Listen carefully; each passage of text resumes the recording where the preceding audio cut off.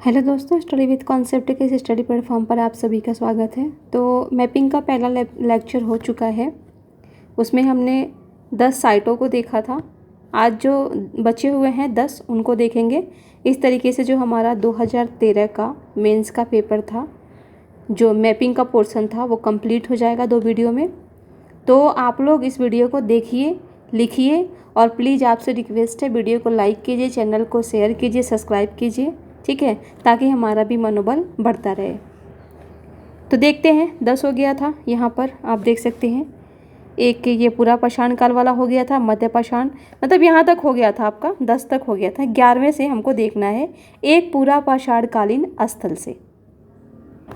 तो इसको हम यहाँ देख लेते हैं नीचे। यहीं पर मैं इसको इमेज को भी ला लेती हूँ। रुक जाइए आप लोग, थोड़ा सा 1 मिनट वेट कीजिए बस। ठीक है, हो गया ये। तो यहाँ आइए आप,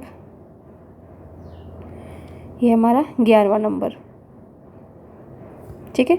और ये सब हो गया है। आप लोग वीडियो अगर पहला नहीं देखा है तो उसे जा कर के देख लीजिएगा। तो अब देखते हैं ये 11वां नंबर है कहाँ पे। ये बात कर रहा है इसका 11वां। तो यहाँ पर क्या है आपका, ये राजस्थान है। तो राजस्थान में ये बात कर रहा है डिंडवाना का, ठीक है। और यहाँ नीचे ये भी राजस्थान में ही आ रहा है, लेकिन हमने इसको देखा था, ये था आपका बागोर, बागोर। और ये है डिंडवाना, डिंडवाना। तो ध्यान रखेंगे आप, एक तो डिंडवाना ऊपर है और ये बागोर जो है इसके जस्ट नीचे है, क्योंकि दोनों एक सा दिया है, लेकिन हाँ नाम अलग अलग दिया है। आप देखिए, एक मध्य पाषाण कालीन स्थल, तो ये मध्य पाषाण कालीन स्थल जो था वो बागोर था। बागोर के बारे में मैंने आपको 3-4 पॉइंट्स लिखवाए भी थे अच्छे से। और यहाँ पर जो पूछा है 11वें नंबर का, वो पूरा पाषाण कालीन स्थल है। तो ऐसा नहीं है कि आपसे अगर कोई चीज़ पूछ रहा है, आप मान लीजिए कि एक स्टेट में ही आपको दे रहा है, तो इस एक स्टेट में दोनों एक सा नहीं पूछेगा। अब ऐसा तो है नहीं कि बागोर को पूछ लिया कि मध्य पाषाण कालीन स्थल, तो फिर नीचे ये जो है डिंडवाना, सॉरी ऊपर आप नीचे यहाँ पर पूछ लिया आपसे बागोर मध्य पाषाण कालीन स्थल। तो ऐसा तो है नहीं कि ऊपर भी आपसे कहेगा कि मध्य पाषाण कालीन स्थल को बताइए डिंडवाना, ऐसा नहीं करेगा वो।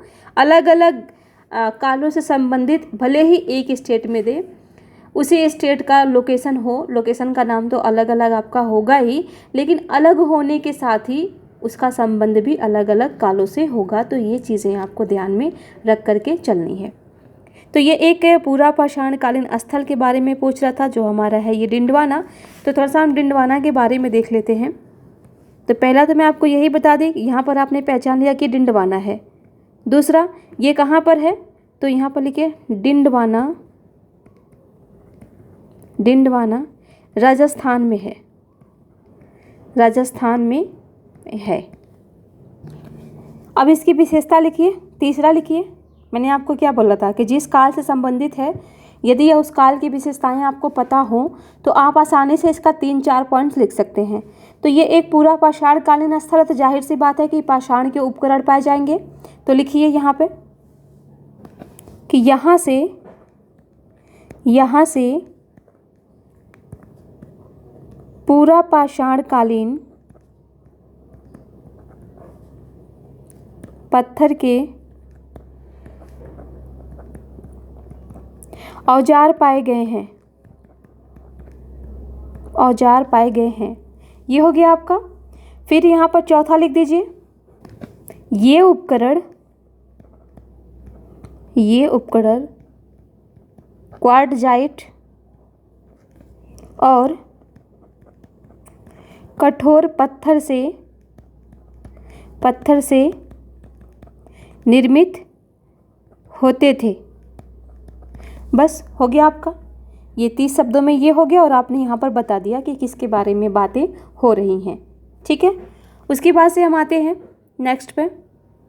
ये है आपका एक नवपाषाण कालीन स्थल, 12वां नंबर। तो देखिए इसमें 12वां नंबर है कहाँ पर मैपिंग में, तो ये देखिए यहाँ पर है आपका बिहार, यहाँ पर है बिहार। तो आपने इसको पहचान लिया कि ये बिहार में है। और बिहार में नवपाषाण कालीन आप सभी को पता ही होगा, चिरांद, ठीक है, चिरांद है ये, आपने पहचान लिया चिरांद।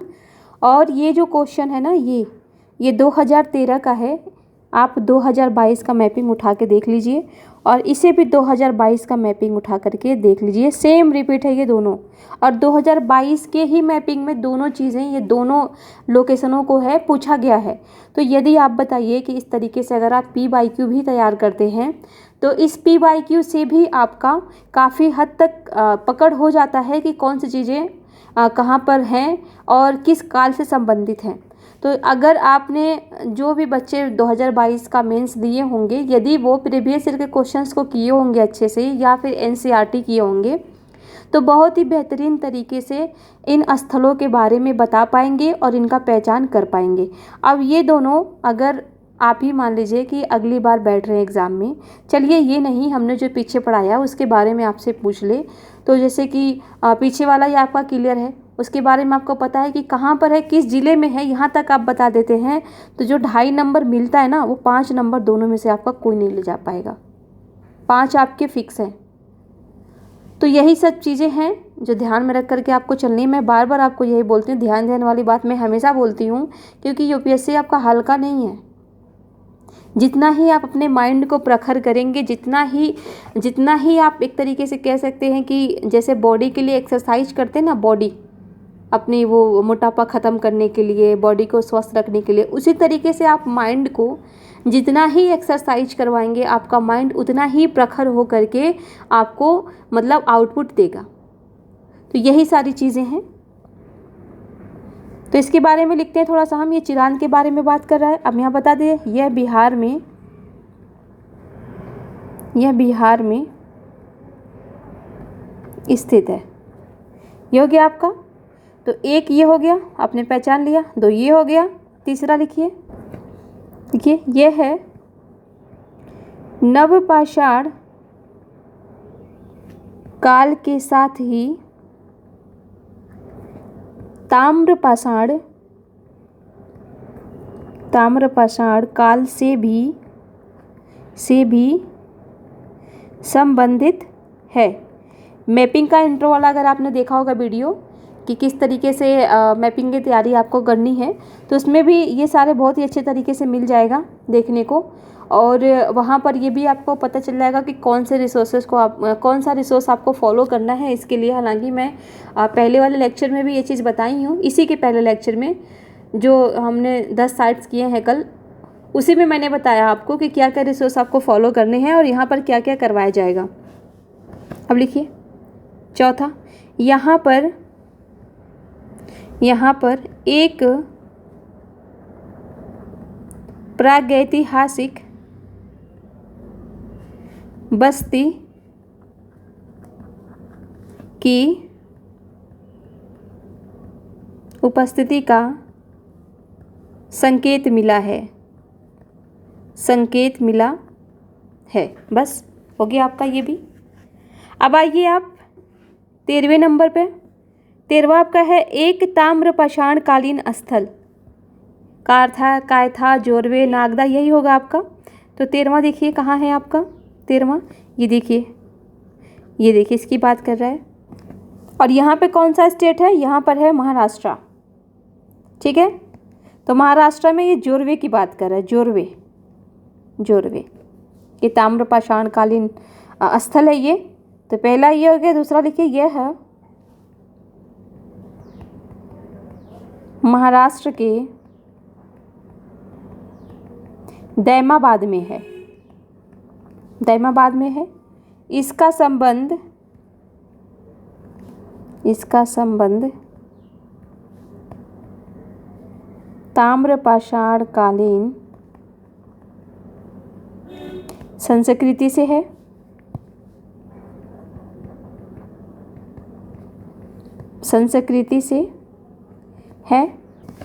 लिखिए, फिर चौथा लिखिए, यहाँ से सिंधु घाटी सभ्यता से संबंधित साक्ष्य पाए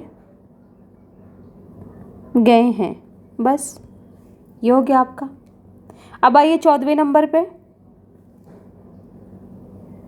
ये देखिए 14वां, ये भी आपका एक ताम्रपाषाण कालीन स्थल ही है, लेकिन इसका लोकेशन देखते हैं कहाँ पर दिया है।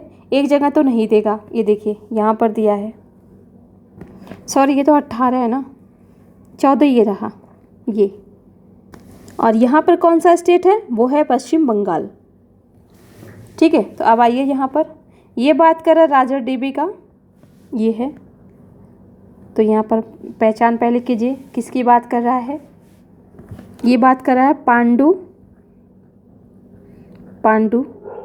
राजा डीबी का, पहचान कर लिया आपने। दूसरा लिखिए, यह है पश्चिम बंगाल में है। ठीक है, तीसरा लिखिए, यह ताम्रपाषाण कालीन संस्कृति का अवशेष प्रस्तुत करता है। चौथा लिखिए, यहाँ से व्यापक स्तर पर तांबे का औजार प्राप्त हुआ है। हो गया आपका ये भी। ठीक है, अब आइए 15वें नंबर पे, ये एक बौद्ध मठ स्थल की बात कर रहा है। 15वां नंबर, तो देखते हैं 15वां है कहाँ पे।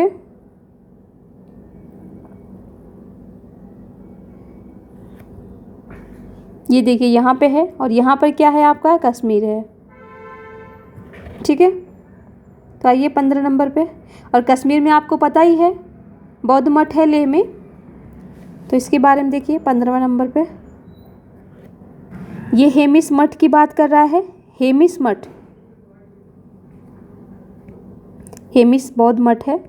पहला ये हो गया। दूसरे पे आइए, यह जम्मू कश्मीर के लेह में स्थित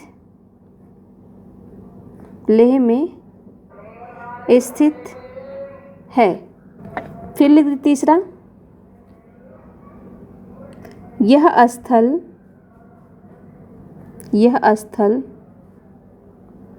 बौद्ध संप्रदाय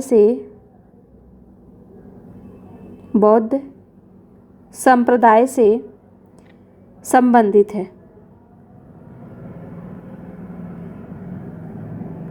संबंधित है। ये हो गया आपका। फिर इसी में चौथा लिख दीजिए, यह स्थल मेंस के हिसाब से, यदि आपने बौद्ध के क्वेश्चनों को सॉल्व किया होगा तो आपने देखा होगा कि किस तरीके से वहाँ की चीज़ें, वो जो मठ हैं, विहार हैं, स्तूप हैं, ये किस तरीके से बौद्ध के जीवन के बारे में बताती हैं। तो वही पॉइंट्स यहाँ भी आप लिख सकते हैं। आपको अलग से कुछ भी तैयारी करने की ज़रूरत नहीं है सिवाय इसके। बाकी आप इसमें कुछ भी लिख देंगे। आपको, अगर आपने मेंस की तैयारी अच्छे से की है तो इसको लिखने में आपको प्रॉब्लम नहीं आएगा। मैपिंग का क्या है, मैपिंग उठाइए, बुक को उठाइए, एक रेफरेंस बुक को उठाइए। ये सब करने के बाद, मैं अभी नहीं कहूँगी कि अभी आप उठा लीजिए, अभी नहीं, ये सब करने के बाद से उस बुक को उठाइए, और बुक को उठाने के बाद से आपको सिर्फ लोकेशन देखना है और जगहों को याद करना है। आप मुश्किल से आपको 3 से 4 दिन लगेंगे उस रेफरेंस बुक को समाप्त करने में, क्योंकि बहुत बड़ा नहीं है मैपिंग।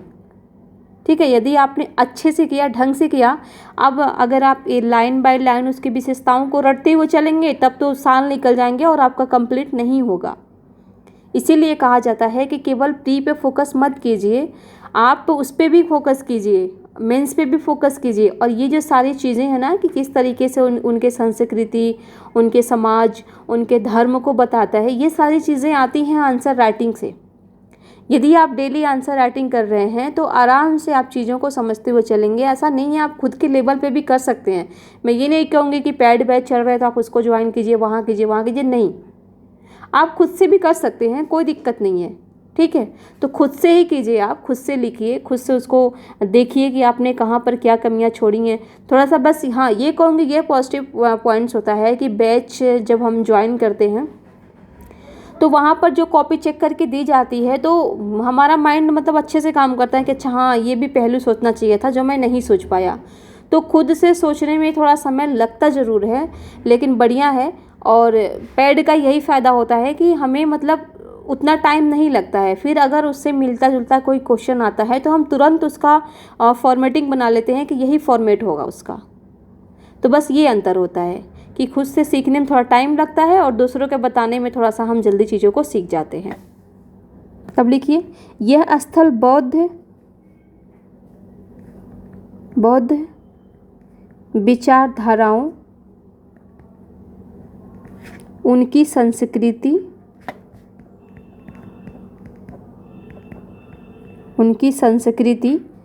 उनके जीवन, उनके सामाजिक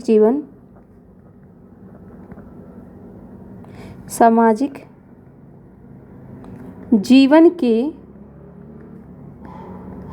बारे में बताता है। हो गया आपका 15 भी। अब आइए 16 पे। ये 16, अब 16 नंबर देखिए मैपिंग में है कहाँ पे। ये चीज़ें आपको मैं फिर बोल रही हूँ आपसे, ये चीज़ें आपको बाकायदा याद होनी चाहिए कि कौन सा लोकेशन कहाँ पे है, कौन सा स्टेट कहाँ पे है। ये बहुत ही इंपॉर्टेंट है। यदि आप स्टेट को ही नहीं जानेंगे कि यहाँ पर आपका राजस्थान है, यहाँ पर आपका गुजरात है, यहाँ पर आपका महाराष्ट्र है, यहाँ पर आपका एमपी है, तो फिर कुछ नहीं होने वाला। इसको ही नहीं जानेंगे आप तो फिर बताएंगे कैसे कि कहाँ पे है। ठीक है, तो ये चीज़ें ज़रूरी हैं। आप एक तरफ ब्लैंक मैप को लीजिए और एक तरफ क्या कीजिए, आप जो आपके रूम में हो, स्टडी रूम में जो आपने मैप लगा रखा है या अभी तक नहीं भी लगाया है आपने, तो भी प्लीज़ आप अभी से लगा लीजिए, उसको लगा लीजिए। अगर चलिए कि आप नहीं जा पा रहे हैं, नहीं लेके आ पा रहे हैं मैप, तो कुछ नहीं करना है, एक पेज लीजिए, पेज पे बनाइए उसको और उसको दर्शा दीजिए कि कौन सा स्टेट कहाँ पे है। उसको सोते हुए, उठते हुए, खाते हुए एक बार बस नज़र घुमाएंगे ना, तो वो मैपिंग आपके माइंड में फिट हो जाएगा कि हाँ ये चीज़ें यहाँ पे हैं। तो ऐसे कीजिए आप, क्योंकि ये इम्पॉर्टेंट बहुत ज़्यादा है लोकेशन। और यदि आपको लोकेशन पता है कि कौन सा स्टेट कहाँ पे है, तो उसके बाद से फिर उसके सीमाओं के बारे में भी जो अभी बीपीएससी का जो हुआ था 69वां बीपीएससी नहीं 8 वाला ही था, 68 वाला जो था बीपीएससी का एग्ज़ाम जो हुआ था, उसमें आपका क्वेश्चन पूछा भी था नागालैंड से कौन कौन सी सीमा लगाता है। तो उसमें असम भी दिया था, लेकिन असम तो लगाता नहीं है। नागालैंड से सीमा 4 स्टेट लगाते हैं। एक तो आपका अरुणाचल प्रदेश है, और एक आपका मिज़ोरम है, म्यांमार है, सॉरी मैं ही भूल रही हूँ, वो पूछा था म्यांमार का पूछा था कि इससे कौन कौन सा सीमा लगाता। नागालैंड नहीं था, सॉरी मुझसे गलती हो गई। तो यहाँ पर जो था, एक तो था अरुणाचल प्रदेश, ऊपर से अरुणाचल प्रदेश ऐसे आकर के लगा रहा है इसके कोने में, ठीक है। उसके बाद से था आपका नागालैंड इसके नीचे है। फिर आपका था मणिपुर, और उसके बाद से आपका था मिज़ोरम। तो ये जो 4 स्टेट थे इससे सीमा लगाते थे। असम सीमा इससे नहीं लगाता था, तो वहाँ पर असम भी दिया था। तो जो बच्चे नहीं जाने होंगे उनको यही लग रहा होगा कि असम भी लगाता है और वो गलत करके चले आए होंगे। तो इस चीज़ का आपको ध्यान में रखना है। यदि आपको ये स्टेट पता है, जैसे कि ये देखिए यही है आपका, और यही से क्वेश्चन हमेशा पूछता है। जो स्टेट विशेषों के एग्ज़ाम होते हैं वो पूर्वोत्तर से ही पूछता है कि कौन सा स्टेट किससे सीमा लगाते हैं। तो इतने में ही आपका पूरा क्वेश्चन रहता है यहाँ से। तो ये मैप जो है आपको याद होना चाहिए, ठीक है। तो देखते हैं अपना कौन सा था हमारा अभी ये। अच्छा ये था 16वें नंबर का। तो 16वां नंबर देखिए कहाँ पे है इसमें, ये देखिए यहाँ पर है ये, और ये कहाँ है, यूपी में है। यहाँ पर यूपी है। तो आइए अब यहाँ पे ये आपका है। तो यूपी में ये बात कर रहा है, जो ये धूसर मृदभांड पाए गए थे, ये आपने रेफरेंस बुक पढ़ा होगा यदि, या फिर एनसीईआरटी आपने पढ़ा होगा, तो ये था अहिछत्र। इसके बारे में बहुत अच्छे तरीके से एनसीईआरटी में दिया है। इसी में आप दूसरा लिखिए, यह उत्तर प्रदेश के मेरठ में स्थित है। ठीक है। तीसरा, यदि आपने राजधानियों का नाम पता किया होगा, नाम अगर पढ़ा होगा, तो वहाँ आपको पता होगा कि अहिछत्र किसकी राजधानी थी। ये अहिछत्र जो था वो उत्तरी पंचाल का राजधानी था। तो वहाँ से भी आपका एक फैक्ट आ गया कि यह है उत्तरी पंचाल की राजधानी थी। राजधानी थी। योग्य आपका। चौथा लिखिए, यह स्थल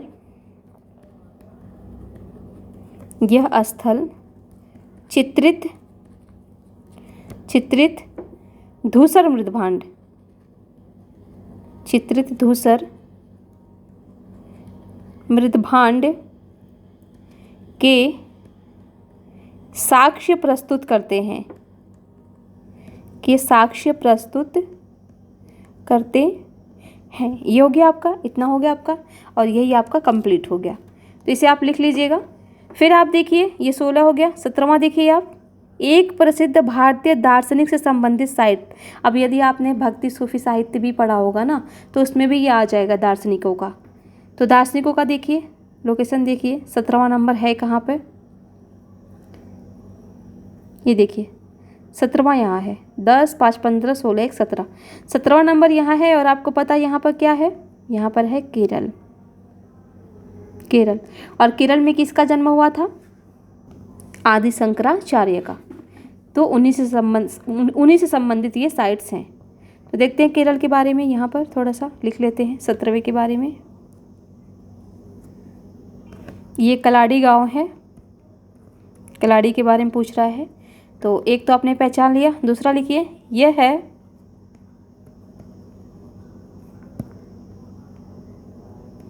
केरल में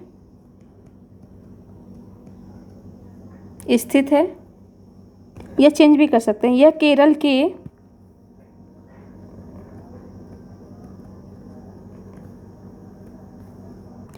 के कलाड़ी में स्थित एक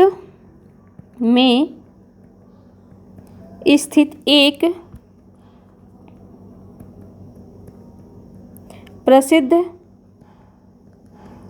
दार्शनिक स्थल है। तीसरा लिखिए, यह महान दार्शनिक आदि शंकराचार्य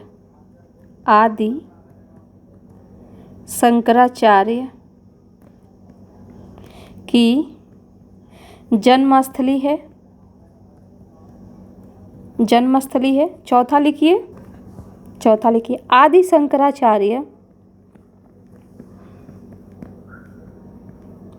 शंकराचार्य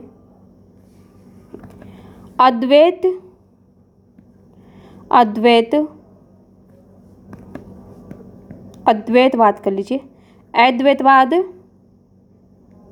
सिद्धांत के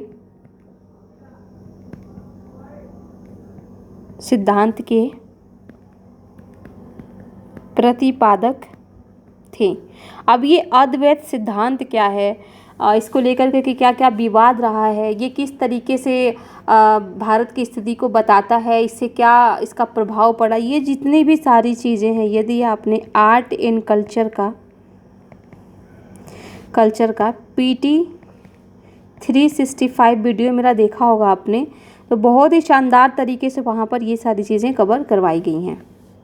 द्वैतवाद क्या है, अद्वैतवाद क्या है, विशिष्टाद्वैतवाद क्या है, ये मैंने सारी चीज़ें वहाँ पर बहुत ही अच्छे तरीके से बताया है। ठीक है, तो ये हो गया आपका।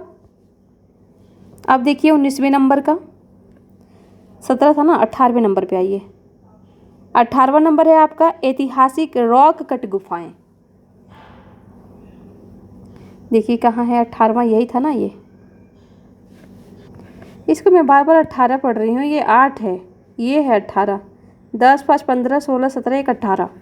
ये जो रोमन अक्षर है ना, इनको भी अल्फाबेट में बिठा लीजिए, वरना क्या पता कि ढूंढते ही रह जाए वहाँ पे। तो ये भी आपको याद होना चाहिए। ठीक है, मैं यहाँ पर कंफ्यूज हो रही थी दोनों में। यहाँ पर मुझे ये देखिए, यहाँ पर ये मुझे कुछ और ही दिख रहा था, इसलिए मैं इसको बार बार 18 पढ़ रही थी। ये 8 है, ये 18 है। 10, 5, 15, 16, 17, 1, 18। और ये कहाँ पर है 18? कौन सा स्टेट है ये है आपका उड़ीसा। ये उड़ीसा है आपका, ठीक है।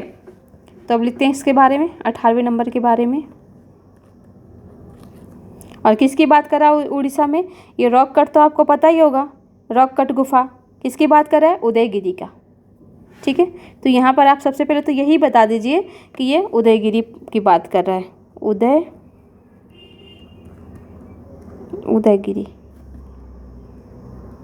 उदयगिरी पहाड़ी, ठीक है। तो पहला आपने यही बता दिया, उदयगिरी पहाड़ी। दूसरा बताइए, यह उड़ीसा में स्थित है। स्थित गुफा है, लिखिए स्थित गुफा है। यहाँ भी गुफा कर लीजिए, उदयगिरी की गुफा। तीसरा लिखिए,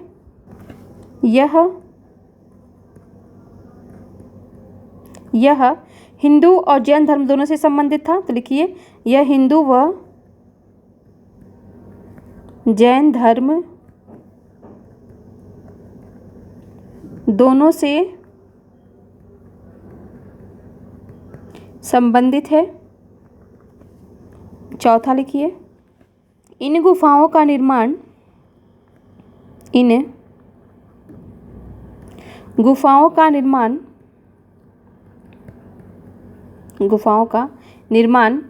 भिक्षुओं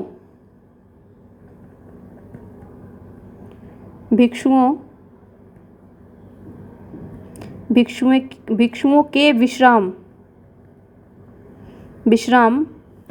स्थल के रूप में कराया गया था ये, ठीक है।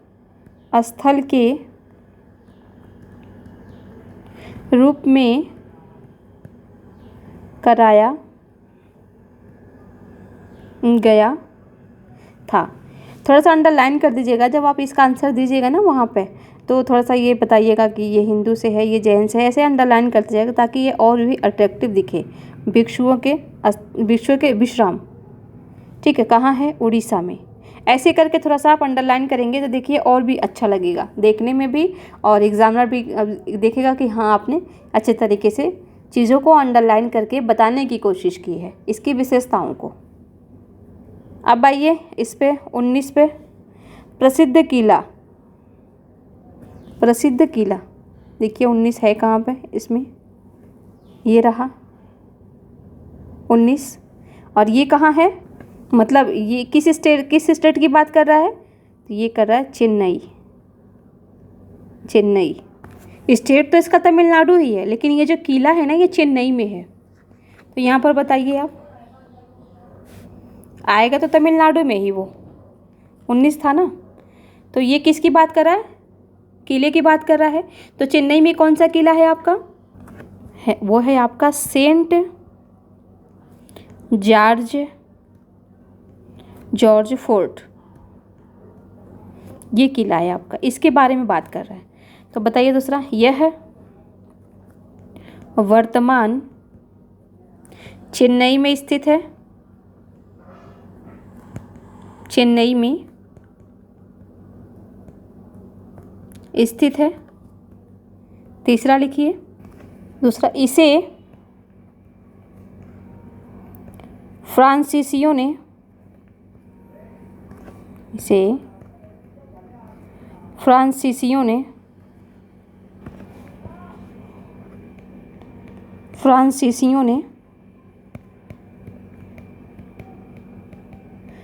बनवाया था। चौथा लिखिए, इसी किले के निर्माण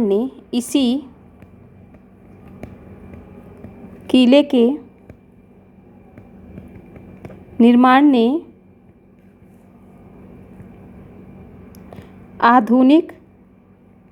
आधुनिक मद्रास की नींव रखी थी।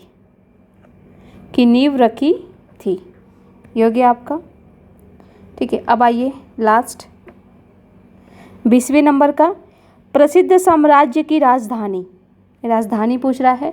अब ऐसे ही ट्रेंड अपना चुका है, ऐसे ही क्वेश्चंस पूछे जा रहे हैं यूपीएससी के द्वारा, तो ध्यान देंगे। तो आइए यहाँ पर 20वें नंबर पर ये है आपका, और ये कौन सा स्टेट है, ये है आपका आंध्र प्रदेश है ये। और किसकी बात कर रहा है, वारंगल की बात कर रहा है ये, ठीक है। तो लिखिए यहाँ पर 20वां वारंगल, पहचान लिया, वारंगल की बात कर रहा है ये। दूसरा लिखिए यह स्थान आंध्र प्रदेश में है, आंध्र प्रदेश में है। तीसरा लिखिए यह काकतीय वंश की राजधानी थी। चौथा लिखिए आप यह स्थल हिंदू संस्कृति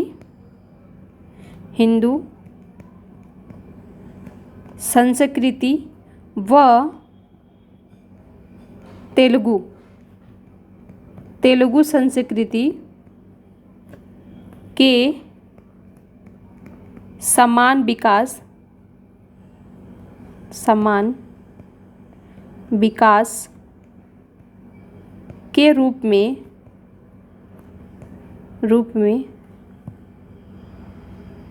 जाना जाता है, ठीक है। ये हो गया आपका, और इसको यहाँ पर अंडरलाइन कर दीजिए। ये काकतीय वंश राजधानी रही, और यहाँ पर हिंदू संस्कृति और तेलुगु संस्कृति, और यहाँ पर बता दीजिए कि ये आंध्र प्रदेश में है। देखिए कितना अच्छा लग रहा है अंडरलाइन करने पे।